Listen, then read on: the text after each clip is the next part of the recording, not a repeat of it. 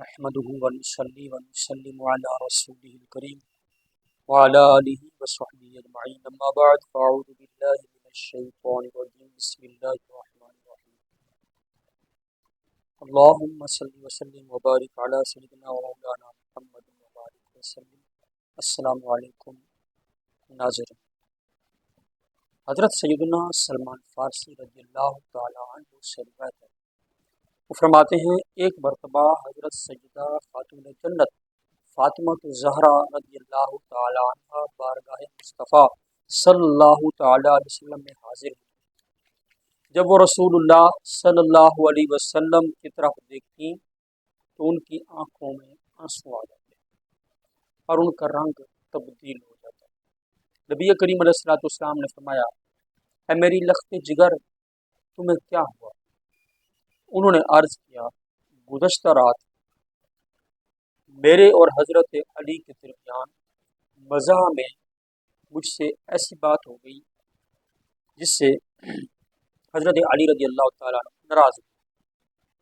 جب میں نے حضرت علی کرم اللہ وجہ الکریم کو ناراض دیکھا، رنجیدہ دیکھا، تو میں نادم ہوئی، غمگین ہوئی.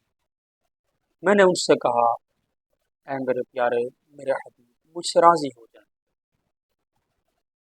تو میں نے بہت کوشش کی، ان کے آگے پیچھے رہی، ان کو مناتی رہی، یہاں تک کہ وہ مجھ سے خوش ہو گئے اور خوشی کے ساتھ میرے ساتھ مسکرانے لگے، اور میں اس حال میں اپنے رب سے خوف زدہ خائف.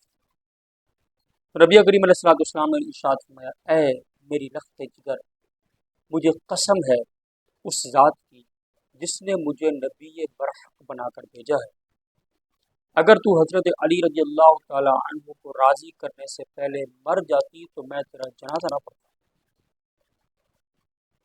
پھر حضور علیہ السلام نے فرمایا، میری بیٹی، کیا تو نہیں جانتی کہ شوہر کی رضا اللہ کی رضا اور شوہر کی ناراضگی اللہ کی ناراضگی ہے؟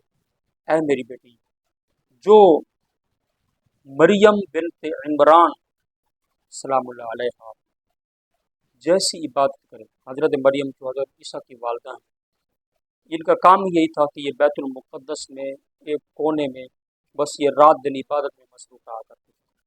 حضور فرما رہے ہیں، جو مریم بنت عمران کی طرح عبادت کرے اور پھر اس سے اس کا خاوند ناراض ہے تو اللہ تعالیٰ اس کی عبادت کو قبول نہیں کرے گا.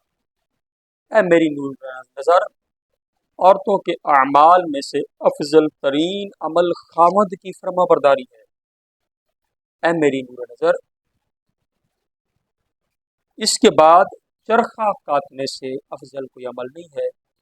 اے میری لخت جگر، ایک گھڑی کے لیے چرخہ کاٹنے کے لیے بیٹھنا 1 سال کی عبادت سے بہتر ہے، اور ان کے لیے ہر کپڑے کے بدلے شہید کا ثواب لکھا جاتا ہے. یعنی چرخہ کاٹنے سے جو کپڑا بنتا ہے اس کے بدلے میں حضور نے فرمایا شہید کا ثواب لکھا جاتا ہے. اے میری بیٹی، جب عورت چرخہ کاٹے یہاں تک کہ اس سے اس کا خاوند اور اس کے بچے کپڑے پہنے تو اس عورت کے لیے جنت واجب ہو جاتی ہے، اور اللہ کپڑوں کی ہر گاٹھ کے بدلے جنت میں ایک شہر عطا فرمائے گا. یہ جو چرخہ کاٹنے کے حوالے سے فرمایا گیا ہے، اس سے مراد یہ ہے کہ عورت گھریلو کوئی ایسا کام کرے گھر میں بیٹھ کر جس سے کچھ مالی مدد شوہر کی ہو سکے.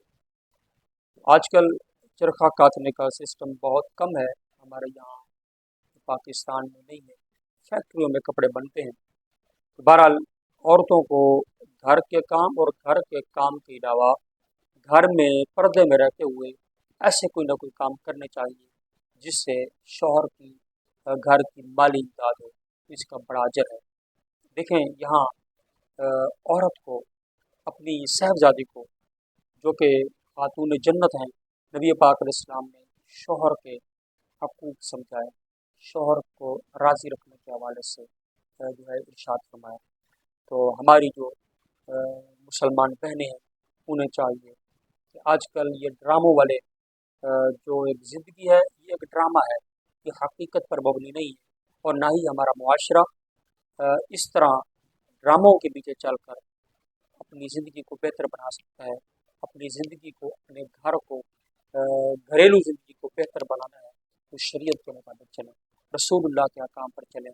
ڈراموں کے پیچھے چلیں گے تو کبھی بھی گھریلو جو معاملات ہیں وہ بہتر نہیں رہیں گے بلکہ ناکام ہوں گے۔ اللہ پاک کی بارگاہ میں دعا ہے، اللہ عمل کی توفیق دے، آمین۔ وما علیہ